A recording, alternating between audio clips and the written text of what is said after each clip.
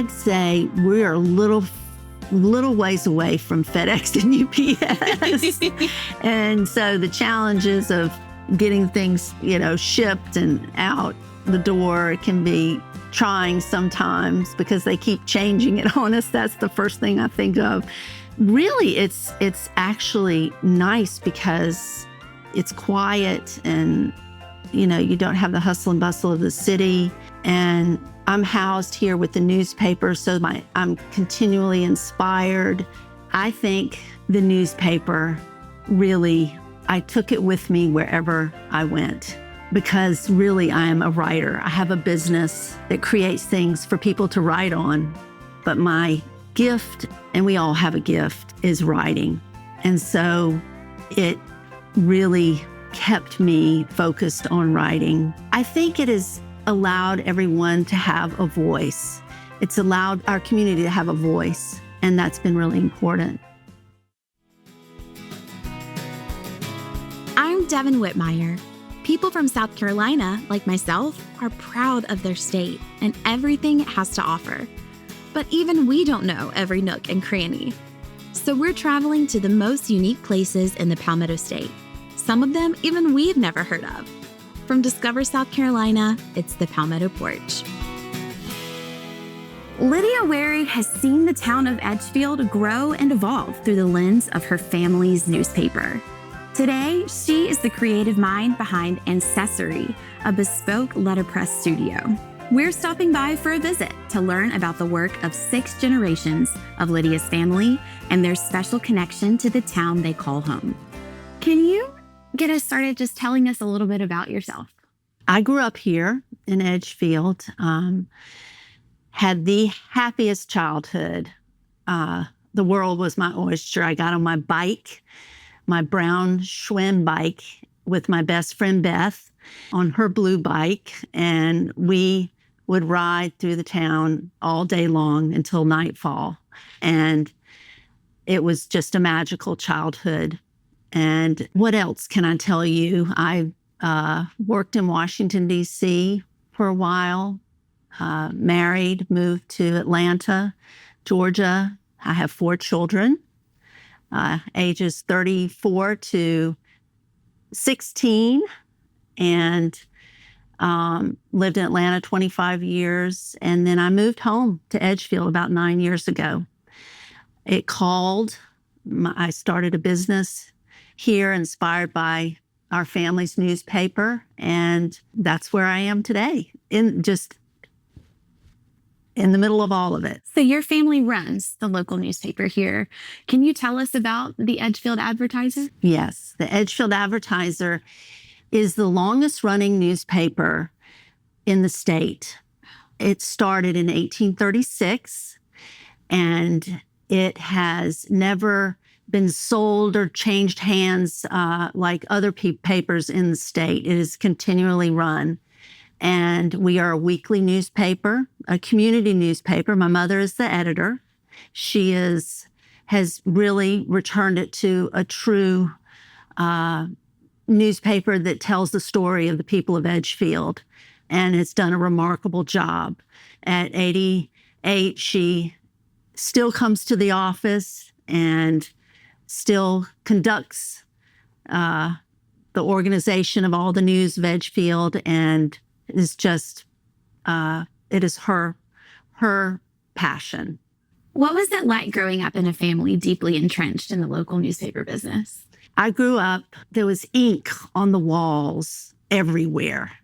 My grandfather was an editor before my mother. He was an artist of a kind, and he was a messy artist, I'll say. So all the corners of the walls had ink on them. And whenever I came home from Washington or wherever I was, I'd find him taping up the newspaper in the press room. Everything revolved around the newspaper. In fact, my grandparents, your schedule was such that you couldn't really leave town for that long because the paper had to come out every week. But I think it's been so important because it's told the stories of this community it's on record. People come and they research their families, their genealogy, and it's been a constant here in Edgefield that's respected by the community and valued. And it's been an honor to be a part of that. What kind of stories will someone find in the Advertiser? Well, we have Who Dropped By. We have, which is a column people love because so many people come to Edgefield for genealogy, just when they return, they often come in our doors just to say hello. So Who Dropped By is really fun because we get a picture of people and where they came from and what they're doing in town, and people love that. And we have an editorial page which features views from all sides. And I think we have some great writers on the editorial page that are standout. And people really love to hear the opinions every week. We have great sports coverage for the county. My cousin Jack is the sports writer. We cover all of our town council meetings, which is really important. I think a lot of, you find news popping up on social media, and it's real important to have this news that is accurate and held by journalistic integrity. Can you tell us a bit about your journey into the world of letterpress and how Ancesserie came to be? 2 doors down from here is the old Advertiser building, and that is the place where the newspaper started, where it was, the old press room is down there. And I was in there looking around at where my ancestors had printed the paper, had done stationery and things. I found these beautiful plates and copper engravings and things that told the story of the rural South. And it spoke to me, and I thought something has to be done. I just felt that these things could not be lost. And so I started with these images, and then we work with local artists, and it's just grown from there. But it's all inspired from our newspaper. That's amazing. What is letterpress, and what makes a bespoke letterpress? Well, letterpress is the earliest form of printing, and it is, how it works is you have, you set up your type, you put your paper here, and your base and your photopolymer plate are here. And I have a foot and a treadle, and you pump and it pushes the paper into the plate and makes a deep impression and fills it with ink. So it's a very tactile, beautiful experience. It's a very luxurious form of printing. Now, it used to not be that way, but today people want that experience with letterpress. It used to be in the, when in the early printing, it was slapping some ink on and you just, made posters and things of that nature. Many books were letterpress printed early on, but it's an art form. I have 2 presses. One is a Heidelberg windmill press, which is a high production press that really pumps out volume for our line of stationery. And then I have a Chandler and Price clamshell press, which is operated with a foot and a treadle. We pump one piece at a time. It's fed into each paper, fed into the press one piece at a time. And that one was built in probably the late 1800s in New York. And they're just old clankers, but they produce beautiful products. We print for museums in Washington. We've printed for the White House, and we did their calendar one year. We've printed for Augusta National, And so it's really a variety of customers that we have come. In an increasingly digital world, what do you think is the enduring appeal of letterpress and tangible printed goods? I think nothing replaces a written note. Nothing.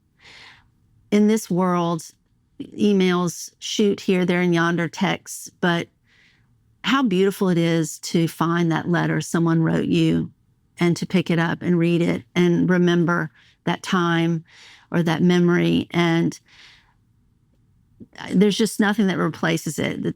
Somebody taking the time to sit down and write a letter to you. So I don't think it's irreplaceable. And quite frankly, we're in business, so that should say something.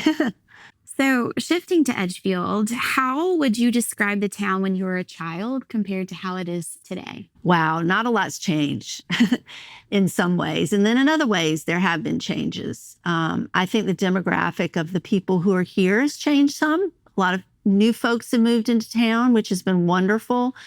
When I was little,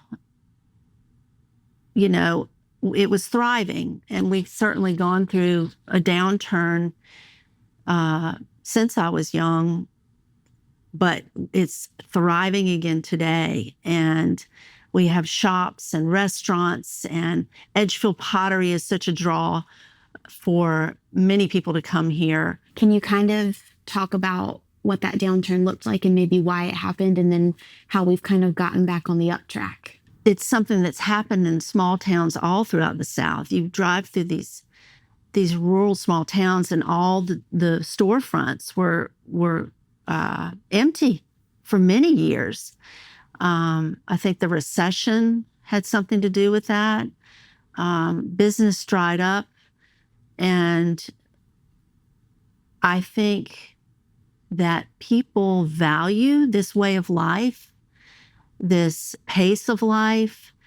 I think raising children in a small community, it takes a village, so to speak. I know for me and my experience here, it had such an impact on who I became growing up in a small town that I think people during COVID, they started returning and looking for places to be, and so we've had people moving for this quality of life, and things are turning around. Our storefronts are full. We're loaded with business, thriving. We have a project that's next door that's coming, a boutique hotel. We have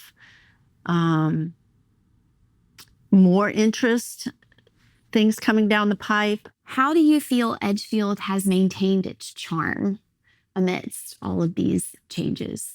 People have character and are very vivacious and outspoken, and there's a lot of fight here and grit and just wonderful, good people that are proud of their home. And I think they have maintained the charm here. And they want to make it work. They want the businesses to thrive here. They want to give back. It's so funny that you say that. We have a mutual friend who is from Edgefield. And when I first met her, she had these moments where we always joked, just said, "Oh, that's your Edgefield coming out." And it's so true. And exactly what you described of this grit and this passion. And so much of that is because of her hometown. What are your hopes or visions for the future of Ancesserie? Well, I hope that maybe one of my children might like to come in and take over one day. I have a daughter who's an artist, and actually she does work for me. She is trained in printing. I hope it will continue to be a business that can tell the story of printing, of our paper, of, how we can thrive in Edgefield and small towns, with small businesses and diversify and outreach. And so I hope that it will continue. I've certainly enjoyed it so much. It's been it's a lot of fun. What would you recommend to visitors coming to Edgefield for the first time? Where should they go? Definitely stop by the newspaper. Get your picture and who dropped by. We have a revolving door, and we love to hear from people who are interested in Edgefield. Then I would take a walk around the square, and we have some fabulous shops. We have a wonderful bakery. We have wonderful restaurants. Have lunch. I would go to the visitor center and learn a little more about Edgefield and its history. And then we have a welcome center across the way, and they have wonderful things of interest about Edgefield that I would definitely go in there. I think that would be a good day. You can definitely fill a day here. My father was in politics. I've had wonderful opportunities, but there's no place like home. And I think if you can have the opportunity to bring your experiences and your wisdom and come home and spend some time, I think the community really would appreciate it. But I know it's been completely worth it for me. And I just hope everyone will come visit Edgefield, because there's a lot to do here and a lot to see. The Palmetto Porch is produced by Discover South Carolina in partnership with Pod People. To find out more about this town and all the towns featured on our show, visit scpalmettoporch.com.